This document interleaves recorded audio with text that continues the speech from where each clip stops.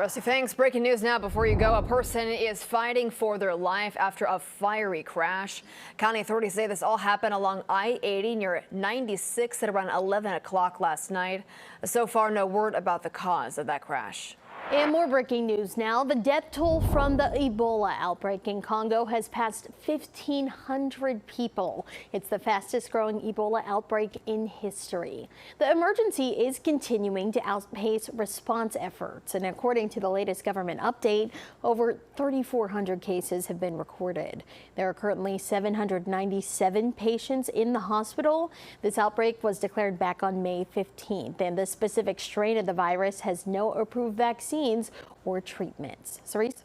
Maria, thank you. More top stories before you go now. 2 people are dead after a crash on I-29 just north of Council Bluffs. The Iowa State Patrol tells us 64-year-old Charles Grand Prix of Kansas and 49-year-old Angela Blackwood of Oklahoma died in the wreck. Neither were wearing a seatbelt.